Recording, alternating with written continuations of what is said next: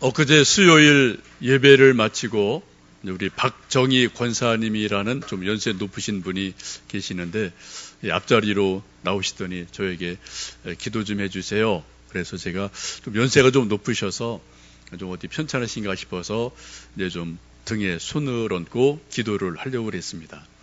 그랬더니 권사님이 목사님 제 머리에 손을 얹고 좀 안수 기도를 해주세요. 그래서 제가 잠깐 순간적으로 당황을 했어요. 저도 뭐 가끔 손에 머리 얹고 안수기도 할 때가 있지만 늘 제가 하는 일은 아니기 때문에 그랬습니다. 그래서 제가 궁금해서 우리 박 권사님께 여쭤봤어요. 왜 그러세요? 그랬더니 그때 수요일 날 제가 말씀 전한 출애굽기 말씀이 이제 성소에서 드리는 향 제단에서 올려드리는 향이 쭉 신약으로 연결되면은 이게 기도와 같다. 계시록에도 향을 성도의 기도라고 말씀하잖아요. 그런 말씀을 쭉 드렸더니 권사님께서 기도에 대한 어떤 또 은혜를 사모하는 마음이 좀 강하게 말씀을 듣는 가운데 임하셨던 것 같습니다. 그래서 제가 권사님이 원하셔서 노라고 할 수는 없잖아요. 그래서 제가 머리에 손을 얹고 간절히 기도를 했습니다. 한 10분, 15분 기도를 했던 것 같아요. 하여튼 성령께서 이끌시는 대로 열심히 뜨겁게 기도를 할 때 우리 박 권사님도 아멘, 아멘, 계속 아멘들을 화답을 하셨습니다. 그래 기도가 일단 마쳤어요. 아멘 하고 마쳤어요. 그랬더니 옆에 계시던 박 권사님이 또 제 손을 잡으시더니 본인이 또 막 기도를 하시는 거예요. 방언 기도도 하고 또 이런저런 기도하는데 교회를 축복하는 기도, 또 저를 격려하는 기도, 그러한 기도를 한 7, 8분 열심히 하시더니 아멘 하고 또 기도를 마쳤어요.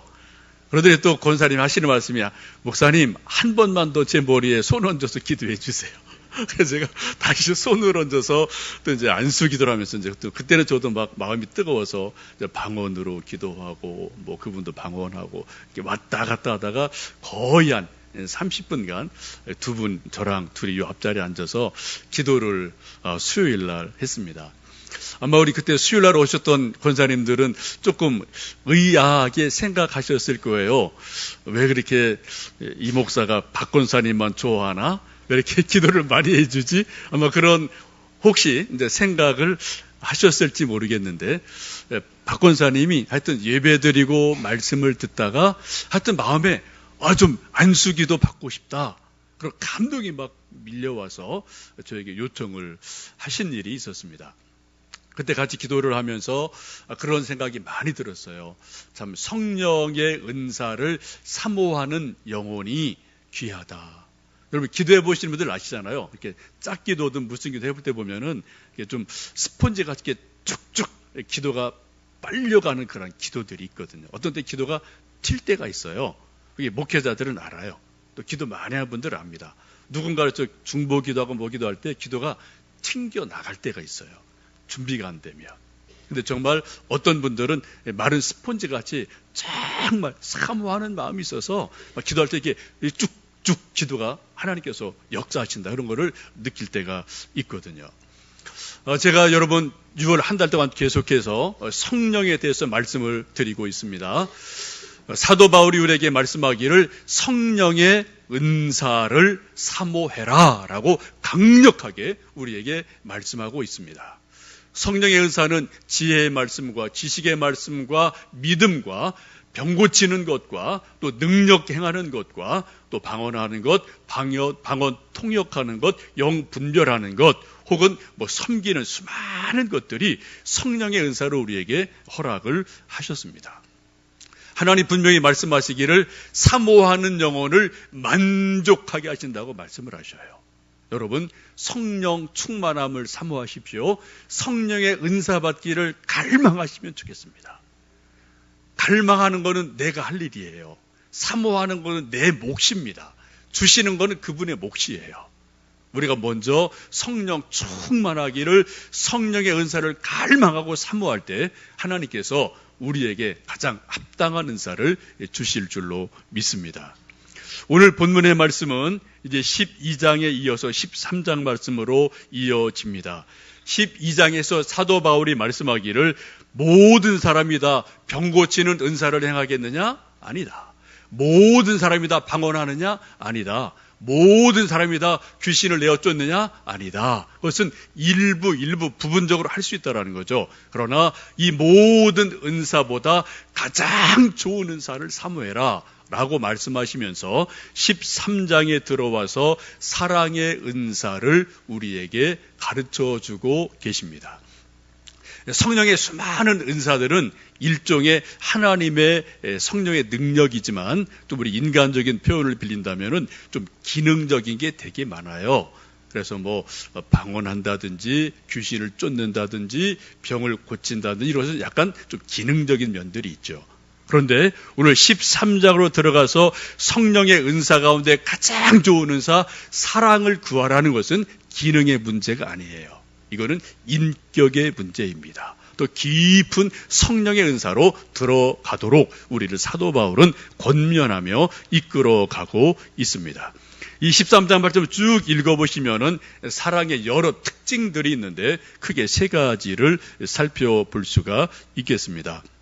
첫째는 사랑의 절대성이 있다라는 거죠. 우리 1절 말씀 같이 읽어보시겠습니다. 내가 사람의 방언과 천사의 말을 할지라도 사랑이 없으면 소리나는 구리와 울리는 꽹과리가 되고, 아무리 사람이 방언을 잘하고 천사의 말을 해도 그 속에 사랑이 없으면 울리는 구리 소리다, 꽹과리 소리다, 이 소음에 불과하다라고 말씀을 합니다. 방언 참 귀한 거고요. 또 방언을 잘하면은 아주 이게 리듬이 막 타기 때문에 아주 아름다운 그러한 소리가 나오거든요. 제가 전전교회에 있을 때 금요 기도회를 주로 제가 인도를 했습니다. 근데 금요 기도회 한 시간 반 기도하고 이제 공식적인 기도를 다 마치면 이제 개인 기도를 쭉 들어가는데, 그때 기도를 한 11시 반 뭐 이때까지 끝까지 남는 두 사람이 있었어요. 한 사람은 저고 한 사람은 민 집사님이라는 여자 집사님이 계셨습니다. 근데 그분은 방언을 참 잘하시는 분이에요. 특별히 방언으로 찬송을 하시는데 처음에 제가 몰랐죠. 그 교회 가서 처음에는 참 저분 목소리 참 좋다 그렇게 좀 생각을 했는데, 평상시 목소리는 조금 걸걸해요. 조금 덩치가 좀 있으신 분이고 그래서요. 근데 그분이 방언으로 찬송할 때 금요일 날 들을 때마다 야, 정말 이렇게 아름다운 소리가 있을까? 어떤 성악가보다도 어떤 누구보다도 정말 아름다운 소리로 뭐 이렇게 멜로디가 이렇게 쫙 왔다 갔다 하는데 정말 천사의 방언, 천사의 노래라는 것을 제가 그때 이런 거구나 조금 제가 들어본 일이 있었어요. 그렇게 방언 찬양을 아름답게 하시는 그러한 분이 계셨거든요. 근데 여러분, 아무리 천사의 소리를 하고 천사의 목소리로 방언을 해도 여러 가지를 해도 어떻게 해요? 사랑이 없으면 그 소리는 사실 울리는 꽹과리에 불과하다, 소음에 불과하다라고 말씀합니다. 여러분 꽹과리 쳐보셨나요? 저는 시골에서 농악하는 우리 옛날 부모님들, 세대들 조금 봐서 또 두드려 봤어요. 여러분, 김덕수 씨가 꽹과리를 치면 이건 음악이 됩니다. 놀라운 음악이 돼요. 근데 여러분이나 제가 꽹과리 두드리면 소음이 돼요. 시끄러운 소리가 될 수밖에 없거든요. 여러분, 대부분 우리 꽹과리 두드릴 때 참 되게 시끄럽거든요. 그죠? 사랑이 없으면 아무리 천사의 말을 해도 방언을 해도 꽹과리 소리와 같다. 시끄러운 소리다. 귀를 아프게 하는 소음이다라고 오늘 성경은 말씀합니다. 저는 꽹과리 하면은 이런저런 생각이 있는데 6.25를 생각을 하게 됩니다. 저는 6.25를 직접 체험한 세대는 아닙니다. 그러나 저희 부모님, 아버님, 어머님 지금도 살아계시고요. 부모님 통해서 6.25에 대한 얘기를 너무 많이 들어갔고 제가 대충은 알아요. 그분들의 경험하신 것을 제가 간접 경험을 해서 대략 알고 있습니다. 저희 아버님, 어머님 그때 죽을 고비를 다들 그러셨겠지만 수십 번 넘기셨고 끌려가서 맞으시고 여러 가지 고난 당하셨고 이런저런 하여튼 고난들이 다 있으셨으니까 대략은 제가 부모님 통해서 알고 있습니다. 우리가 늘 6.25 생각할 때마다 아쉬워하는 것은 이제 북진이 쭉 돼서 통일이 눈앞에 왔을 때 갑자기 중공군의 개입이 있고 나서 일사후퇴가 일어나고 여러 가지 또 이제 어려운 일들이 일어나게 되죠. 근데 중공군의 전술을 보면 두 가지 같아요. 하나는 인해 전술, 또 하나는 꽹과리 치고 피리 불면서 막 소란스럽게 하는 것. 근데 정신을 싹 빼놓는 거죠. 우리 국군이나 우리 아군이 있을 때 그냥 밤낮없이 계속 꽹과리를 쳐대니까 잠을 잘 수가 없는 거죠. 막 공포심이 있는 거죠. 그래서 이렇게 막 두려움을 심어주고 인해 전술로 밀고 들어오면은 이제 감당할 수 없는 그런 일들이 일어나게 됩니다. 이 중국 사람들이 언제부터 꽹과리를 쳤을까? 뭐 정확한 건 모르겠습니다. 근데 어떤 분의 글을 보니까 이 소위 소리를 지르면서 이렇게 노래를 부르고 꽹과리 치는 이런 전술들이 거슬러 올라가면은 이제 초한지까지 올라가요. 옛날에 이게 한국하고 또 이렇게 여러 가지 전쟁이 있고 이제 초한지가 막 일어나게 되지 않습니까? 유방 한국에 전쟁을 할 때 마지막 전투에서 5강에 항구가 갇혀 있고 또 이제 이 한나라 군사들이 이제 포위를 하고 있을 때 그때 꾀를 내서 사면에서 초가를 부르죠. 초나라 노래를 부를 때 이 초나라 군사들이 고향 생각이 나고 막 전쟁도 뭐 이제 힘들고 그래서 다 도망을 가고 말지 않습니까? 그리고 항구만 혼자 남게 되고 이제 5강에 이제 말과 함께 뭐 죽게 되는 그런 스토리가 있죠. 이때부터 이게 이제 나온다고 보는 학자들이 있더라고요. 6.25 때도 이게 적용이 된 거예요. 근데 어떻게 해요? 꽹과리로 막 시끄럽게 소리를 내갖고 우리 국군들이 잠을 못 자게 하고 피곤하게 며칠을 녹여놓고 나서 이제 막 인해 전술로 밀고 들어오면은 감당을 못하는 그런 일들이 있어서 우리 계속 봤던 1.4후 때부터 계속해서 밀리는 그런 일들이 있지 않았습니까? 근데 이 1.4후퇴 이후에 처음으로 우리 유엔군이 아군이 이게 좀 반격을 시작한 것이 지평리 전투라는 것이 있습니다. 경기도 양평에 가면 지평이라는 동네가 있는데 거기에 이제 그런 기념관도 있고 그래요. 저 지도가 지평리 전투를 조금 그려놓은 것인데 그때 미국 군과 또 프랑스 군 두 연합군이 있고 한 5만여 명의 중공군이 저쪽 양평 지역을 완전히 에워싸서 전투가 벌어지는 지평리 전투를 하게 됩니다. 이때도 역시 뭐 계속 꽹과리 두드리고 잠 못 자게 하고 공포심을 조장하고 그리고 약 5만 명의 중공군이 약 5천 명의 유엔군을 이제 막 공격을 하게 되는 일이 일어나게 됩니다. 이때 프랑스군을 이끌었던 분이 이제 몽클레어라는 유명한 장군입니다. 이분은 프랑스의 이제 1차, 2차 세계대전을 참전했던 분이고 드골과도 뭐 같은 그런 비슷한 시대에 뿌리고 알고 지내는 분이에요. 이분이 2차 세계대전 끝나고 별 3개를 달고 3스타 삼성 장군이고 곧 대장이 될 분인데 6.25가 난 것을 이야기 듣고 이분이 자원해서 한국에 참전을 하게 돼요. 그때 프랑스에 약 600명의 이제 군사들이 모여들게 되는데 대대 규모죠. 프랑스 군의 어떤 그 법에 의하면 대대 규모는 중령이 지휘한다라는 법이 있기 때문에 중장이 아무리 별이라도 지휘할 수 없는 거예요. 그래서 이분이 자원해서 내가 별을 내려놓는다. 스스로 별을 반납을 하고 중령으로 스스로 강등이 돼서 대대장이 돼서 600여 명의 프랑스 군을 끌고 6.25에 참전을 아주 고마운 분입니다. 이 부대와 미군이 연합해서 지평리에서 이제 좀 아군이 형성이 돼서 중공군을 맡고 있는 그런 일이 일어나게 됩니다. 이때 하여튼 뭐 중공군이 이제 계속 뭐 꽹과리 치고 좀 뭐 밤낮이 뭐 소란스럽게 하다가 밤에 습격을 하게 될 때 이때 이 프랑스 군이 기가 막힌 전술을 쓰게 돼요. 여러분 뭐 아실지 모르겠는데 옛날 보면 이렇게 수동식 이게 좀 어떤 그 소리 나는 왱왱 하는 어떤 그런 뭐 있었어요, 그죠? 왱왱거리는 거요. 그게 이제 프랑스 부대가 있어갖고 막 꽹과리를 지금 막 공격해 올 때 이 수동식으로 만들어진 사이렌을 왱왱왱 이 소리를 막 더 크게 소리를 내니까 이제 중공군들이 몸짓을 하게 되죠. 바로 그 사이에 이제 또 반격을 해서 이제 밤에 백병전을 벌이면서 그 중공군을 물리치는 것이 계기가 돼서 이제 중공군이 물러가게 되거든요. 6.25 쪽 전사를 보면은 이 지평리 전투에서 최초로 미군과 프랑스군이 중공군을 물리치고 반격이 시작이 돼서 지금 오늘과 같은 어떤 그런 이제 어떤 휴전선이 만들어지는 결정적인 역할을 한 부대가 프랑스 부대이고 몽클레어 중장이라는 분입니다. 정말 고마운 분이죠. 지평리 가면 그 이제 전쟁 기념관이 조그맣게 있거든요. 한번 여러분 양평, 지평 쪽에 가보시면 그 흔적을 조금 보실 수가 있을 겁니다. 하여튼 꽹과리도 쓰기 나름이죠. 하여튼 뭐 꽹과리가 여러 가지 용도로 음악인의 손에 잡히면 아름다운 음악이 될 수 있어요. 중공군의 손에 잡히면은 이게 또 두려운 무기가 될 수가 있습니다. 우리 같은 평범한 사람 손에 있으면 그냥 시끄러운 소리예요.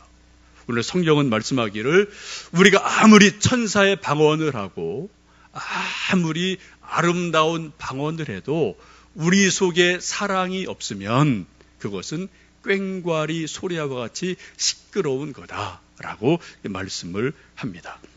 그 다음 말씀 쭉 보시면은 우리가 예언을 하고 이런 저런 지식이 있고 또 내게 있는 모든 것을 불사르게 내어주어도 내게 있는 모든 재산을 주어도 그 속에 사랑이 없으면 그것은 아무것도 아니다라고 말씀을 하고 있습니다.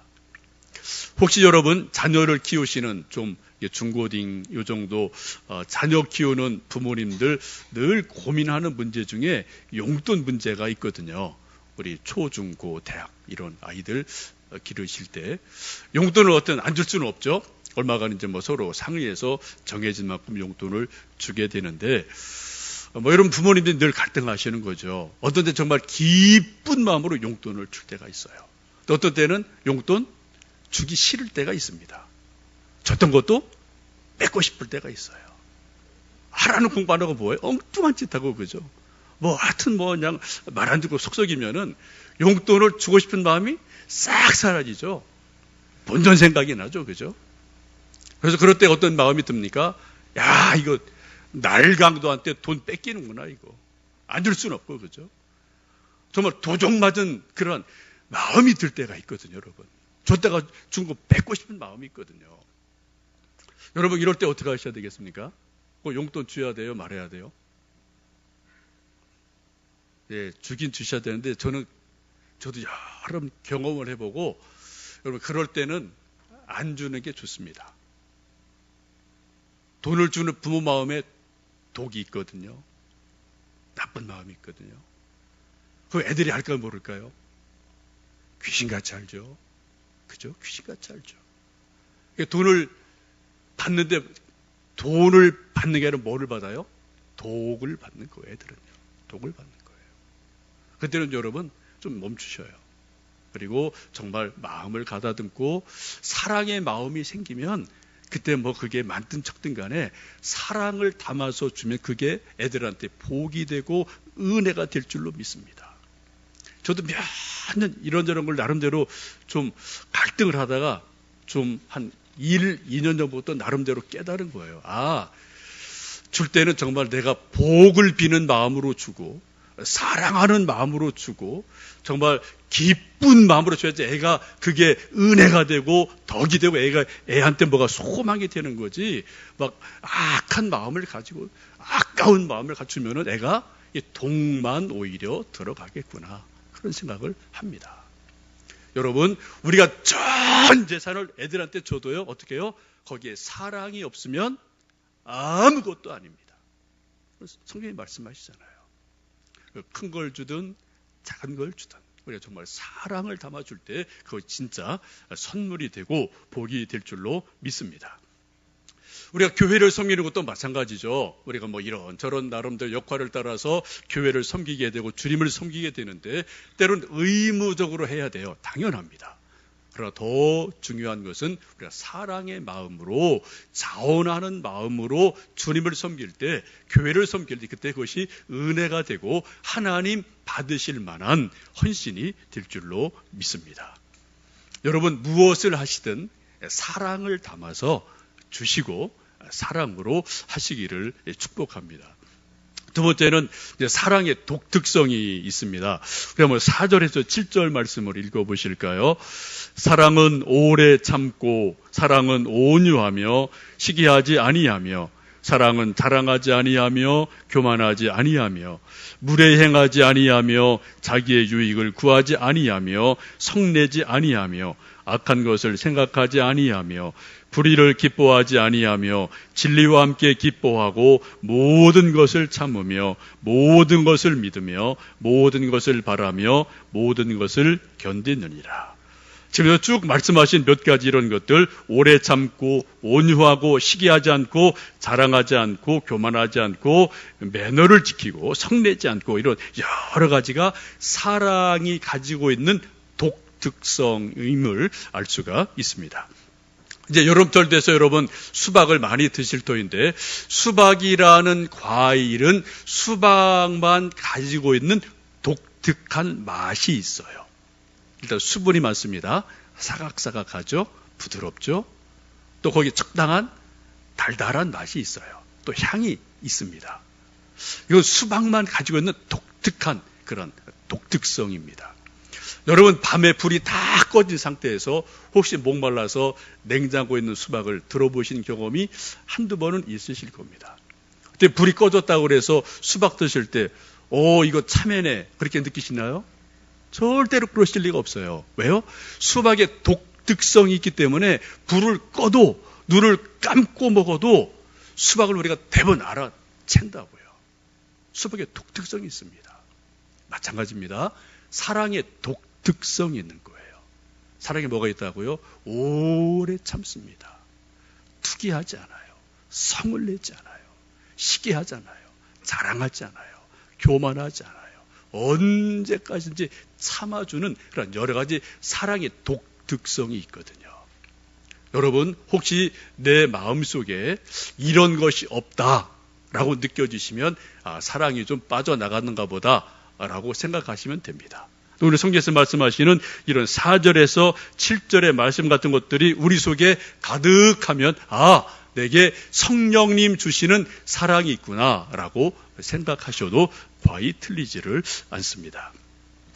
저 개인적으로 특별히 이제 4절에 있는 말씀, 사랑은 오래 참고, 이 말씀은 저에게는 하여튼 은혜가 되는 말씀입니다.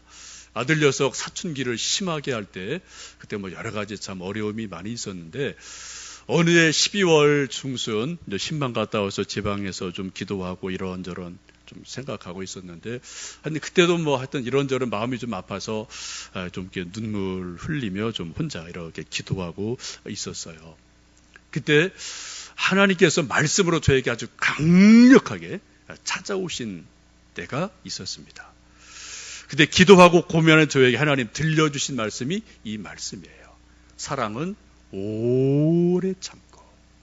이 말씀이 저에게 살아있는 하나님의 말씀으로 아주 강력하게 저에게 부딪혀온 일이 있었습니다. 여러분 우리 아들, 딸 다 사랑하시죠? 서로 사랑하죠.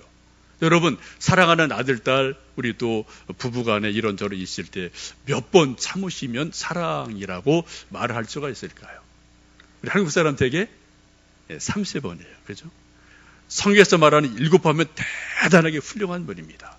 7번을 70번이면 이분은 정말 성인의 반열에 올라가도 괜찮을 분, 그런 정도가 될 거예요. 저도 30번, 기껏 참아야 10번, 또 한 달 참으면 저도 이게 용량이 이제 요만하니까 이게 폭발을 하거든요. 그런 일이 반복이 됐었는데, 그날 하나님께서 사랑은 오래 참고, 이 말씀을 정말 살아있는 하나님의 말씀으로 제 영혼 속에 딱 화살처럼 날려주셨어요. 제 가슴 속에 그 말씀이 박혔습니다. 그리고 제가 깨지는 걸 제가 경험을 했거든요. 그리고 나서 그때부터 제가 이제 아이를 보는 눈과 마음이 제 마음대로, 내 마음이 내 마음대로 안 되잖아요. 그죠? 그때부터 성령께서 제 마음을 다스리시는 걸 제가 압니다. 그래서 내가 뭐 이런저런 것이 막 있어도 그전 같으면 제가 좀 막 어떤 신경질적인 반응이 나갔을 텐데 그렇게 좀 덜했어요. 무뎌졌어요. 하나님이 그릇을 키워주신 거죠. 그렇게 몇 달 지나고 그 다음에 늦은 봄이 돼서 보니까 눈에서 불이 꺼져 있는 걸 제가 본 적이 있거든요.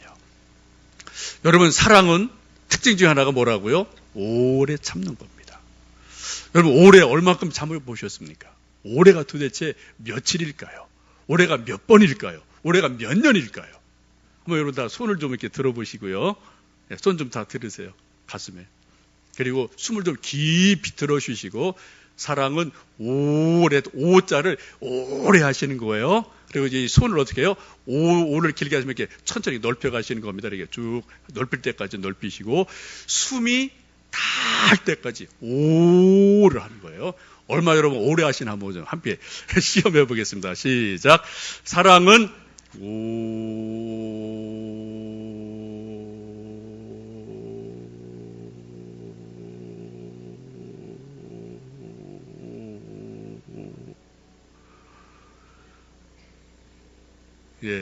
오래 참고. 폐활량이 여러분 저보다 훨씬 좋으십니다. 여러분, 숨이 헐떡 때까지 참으셔야 돼요. 언제까지요? 아니, 죽을 때까지 참으셔야 돼요. 그렇게 오래 참는 거예요. 그죠? 3번 참는 게 오래 참는 거 아닙니다. 10번 참는 게 오래 참는 게 아니란 말이죠. 정말 오래 참으면, 그런데 하나님이 그 가운데 역사를 하시더라고요. 여러분, 사랑에는 독특성이 있습니다. 수박에 독특성이 있는 것처럼 사랑에 독특성이 있어요. 그 독특성을 우리가 함께 좀 익혀가시면 좋겠습니다. 또 하나는 사랑의 완전성이 있습니다. 8절 이하의 말씀을 보시면 우리 인간이 알고 있는 것은 부분적으로 안다. 예언에도 부분적인 것이고 방언에도 지식도 다 부분적인 것인데 이것은 마치 청동 거울을 보는 것 같이 희미하다라고 말씀합니다. 여기서 말하는 거울은 지금 우리가 보는 유리 거울이 아닙니다. 2000년 전 말씀이에요. 청동 구리 거울을 보는 것처럼 희미하게 우리가 안다는 거예요. 네, 마지막 때가 되면 얼굴과 얼굴을 보는 것처럼 분명하게 본다라고 말씀을 합니다. 여러분, 청동 거울을 통해서 우리 얼굴을 보면은 희미하게 보이거든요. 이게 명료하게 안 보이거든요. 부분적으로 보게 됩니다. 여러분, 사람이 부분적으로 보든지 부분적으로 알면은 무슨 일이 일어날까요? 그 결과는 100% 오해가 일어납니다. 여러분, 아들, 딸 100% 다 이해하시나요? 우리도 여러분, 자녀분들이 부모님 마음 100% 다 이해하시나요? 아니요. 여러분, 반은 아시나요? 제가 볼 때 아니에요. 10분의 1 아시나요? 글쎄요. 모르겠습니다. 우리가 내가 낳은 자식도 우리 부모들이 애들의 속을 10분의 1을 모른다니까요. 우리 자식들이 부모님 마음 10분의 1 아나요? 100분의 1도 모르죠. 그렇죠? 그리고 서로 모르는 것 때문에 뭐가 발생한다고요? 오해가 생겨요. 오해가. 여러분, 여러분이 저를 얼마큼 아십니까? 목사인 저를. 10분의 1 아실까요? No. 제가 여러분 얼마나 알까요? 10분의 1 알까요? 아니요. 조금은 알죠. 서로가 깊이 모르거든요. 여러분 서로 얼마나 아십니까? 그 사람의 10분의 1 아십니까? No. 모르셔요. 단지 드러난 한두 가지만 서로 알 뿐이에요. 그럼 부분적인 것을 알 때 어떤 일을 한다고요? 오해가 일어나는 거예요. 만약 우리가 부모가 자녀를, 자녀가 부모를 우리 서로 간에 반만 알아도 오해 다 사라집니다. 이 세상의 오해 다 사라집니다. 우리는 조금 알고 그 사람을 오해하고 평가하거든요. 여러분, 오늘 성경 말씀하기를 사랑이 임하면 부분적으로 아는 것들을 다 알게 하신다. 완전하게 하신다. 여러분, 사랑의 놀라운 은사는 비록 내가 그 사람을 다 알지 못해도 10분의 1도 몰라도 100분의 1도 몰라도 정말 성령이 주시는 사랑이 우리 안에 임하면 그 사람을 품게 돼요. 왜요? 하나님의 사랑이니까. 하나님이 우리를 사랑하셔서 우리 죄를 품어주셨잖아요. 그죠? 우리가 얼마나 참 죄악이 많은 존재들입니까? 그러나 하나님이 세상을 이처럼 사랑하사 독생자를 주셨으니 말씀하시면서 우리가 참으로 악인임에도 불구하고 죄인임에도 불구하고 사랑하시기에 우리를 다 품어주시고 이해를 해주셨거든요. 우리가 자녀들 사랑하면은 애들의 말이 이해가 돼요. 아, 그럴 수도 있겠구나. 아, 그럴 수 있는 상황이었구나. 이해가 돼요. 근데 우리가 사랑의 마음이 없으면 결단코 우리 아들, 딸도 용납이 안 됩니다. 그 이해가 안 되죠. 그죠?